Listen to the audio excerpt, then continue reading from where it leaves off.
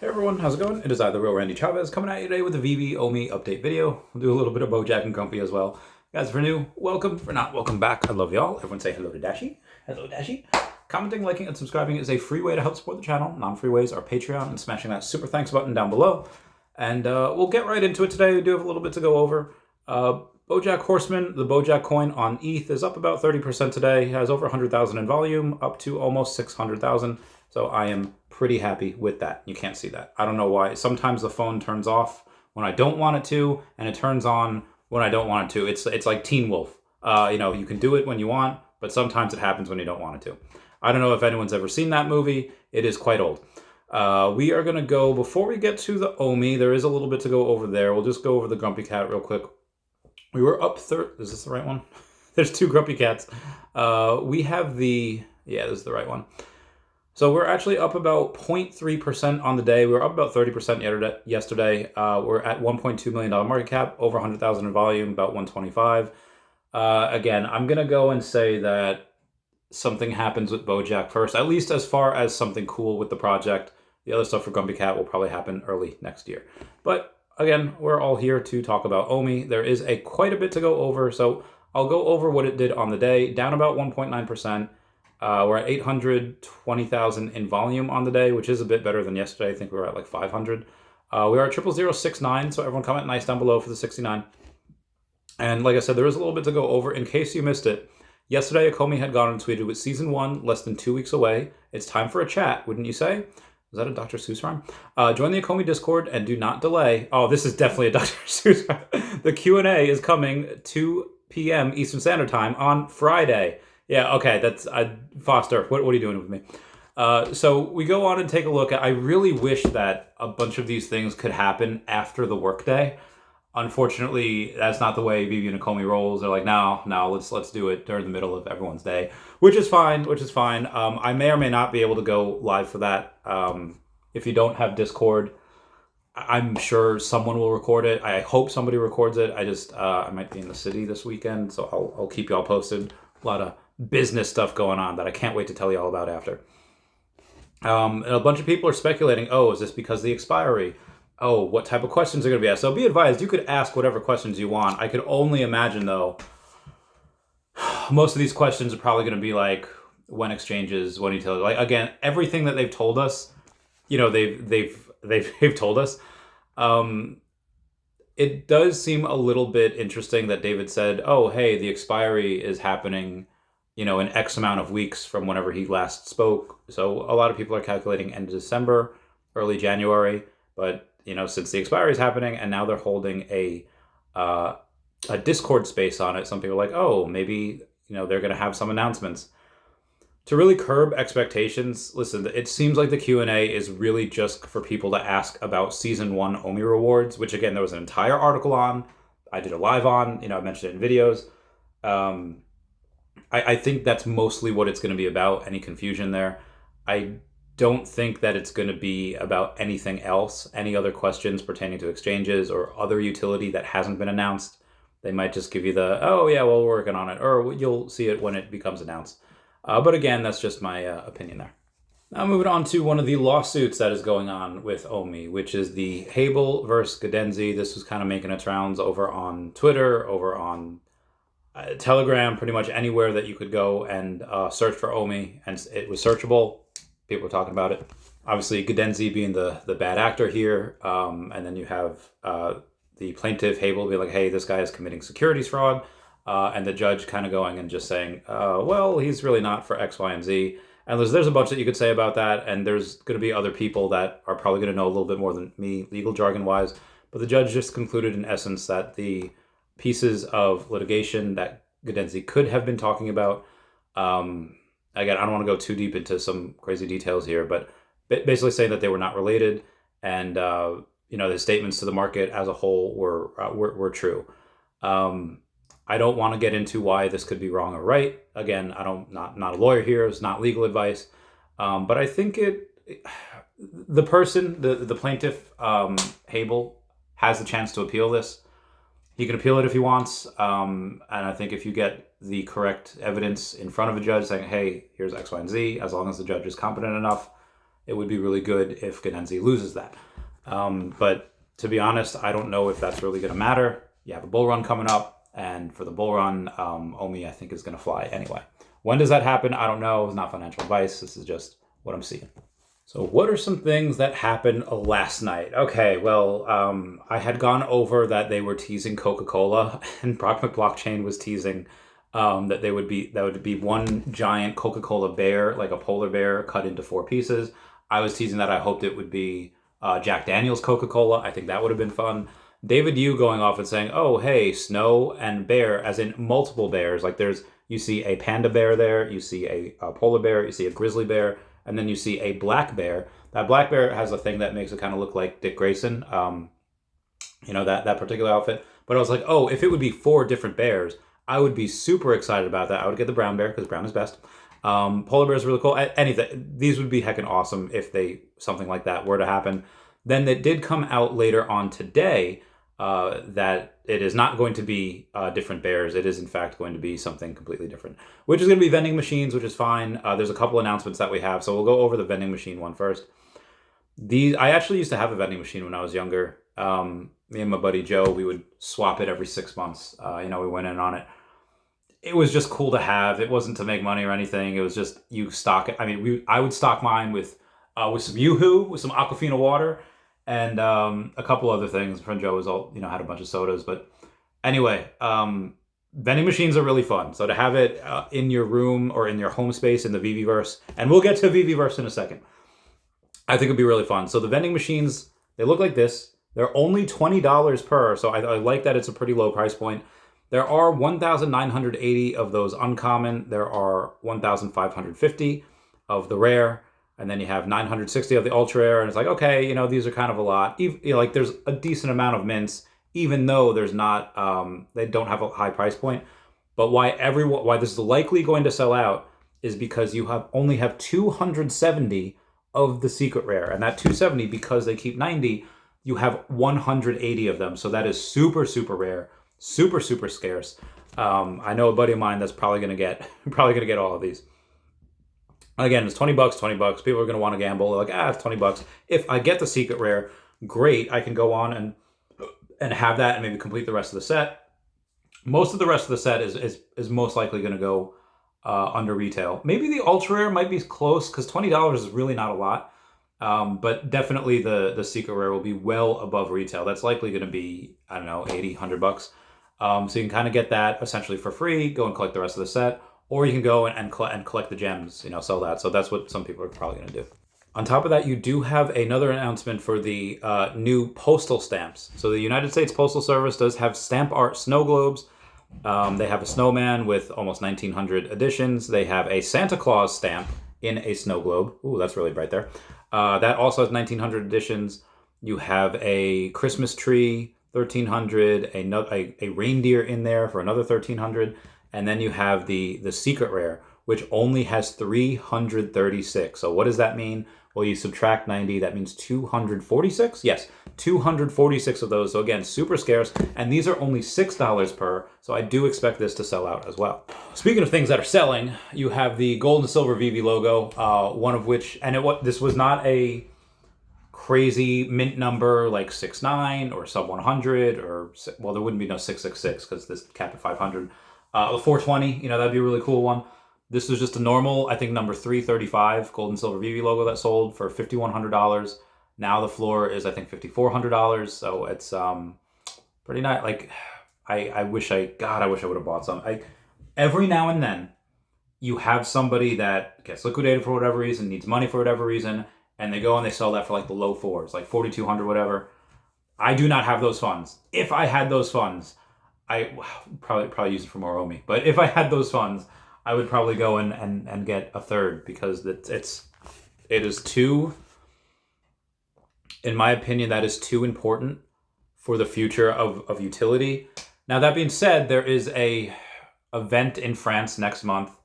So you could have a couple people like that'll probably get it there. And you might have one or two of those people be like, listen, VeVe, I love y'all. The parties are great, but if y'all are only going to come to Europe, like once every other year or once a year, whatever, I'm just going to sell this and bank the 5K. I guarantee you that happens. Or they go and be like, oh, you have 1 or 2 people do it, they undercut each other, you get down to even $4,000, $3,500. So that is possible. Or the opposite could happen, and they could just have an absolute banger of a party, and it's like, oh, I don't want to miss this ever again. They all hodl, word spreads, hey, they have another banger party, and maybe the party turns into an after party where people go to Amsterdam, and I don't want to continue on in case someone from Disney's watching this.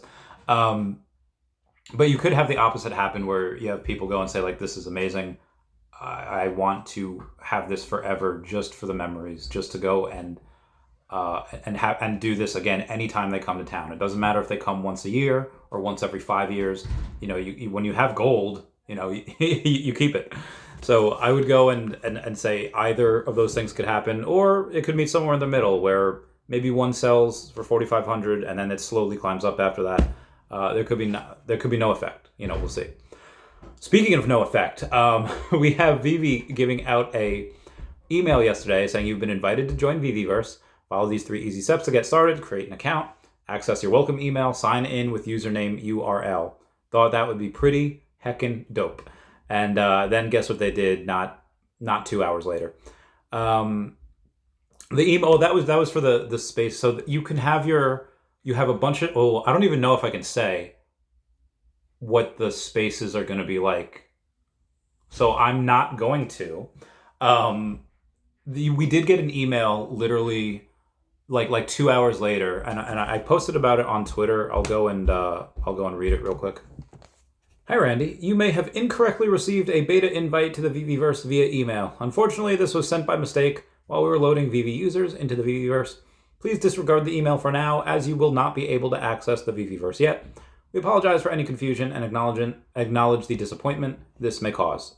Regards, the team at VeVe. So yeah, that was that was not fun to receive. That being said, so you have like a lot of fudders, and again, I get it. I know, you know, VeVe's had you had a crafting issue over here.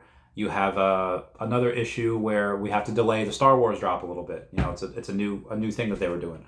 Buy the comic, you know, get a poster. So I understand people's frustrations but I mean, listen, you got to look through the trees to see the forest. And some people that go and say like, oh, why are they making so many mistakes? Well, like a lot of the mistakes that are being made is really just growing pains. You know, for anyone that's had a business, like, hey, we can grow. You know, a lot of times when you're growing, you're really not making a lot of profit. A lot of times, like, you know, Tesla would have been profitable from the first car that they made, but they're like, no, we're going to use those profits to grow in order to make more cars, in order to make a Giga Texas or Giga wherever, you know, to open more of those places so they can sell more cars. But, you know, again, Tesla's stock didn't move for like 6 years, like 2013 to 2019. It was pretty static. Like y'all think OMI's been down here for a while. Tesla stock literally didn't move for like 6 years.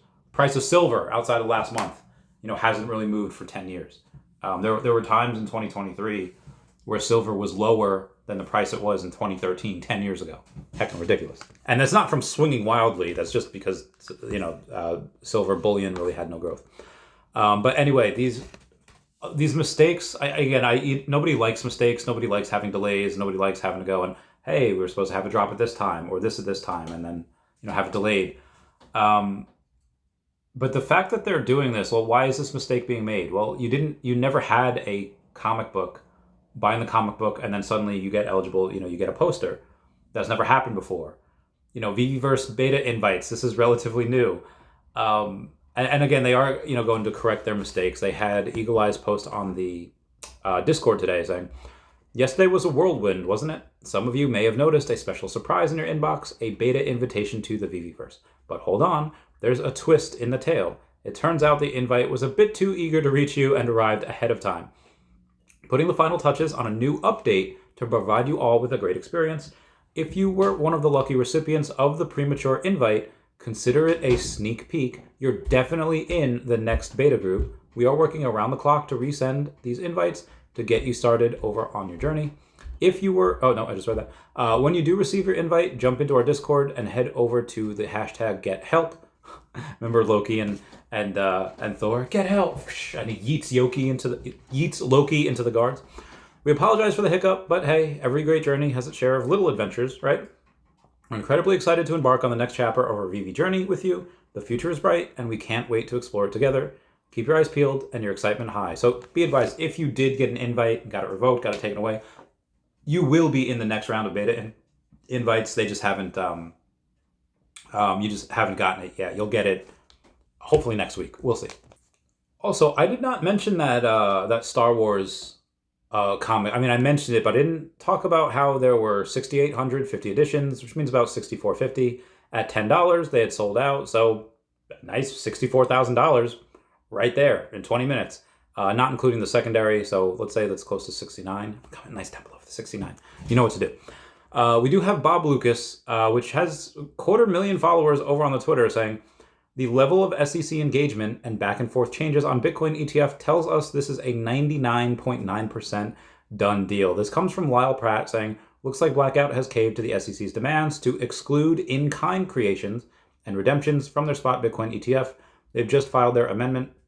And so, Bob Lucas reporting on this saying that it's 99.9% done.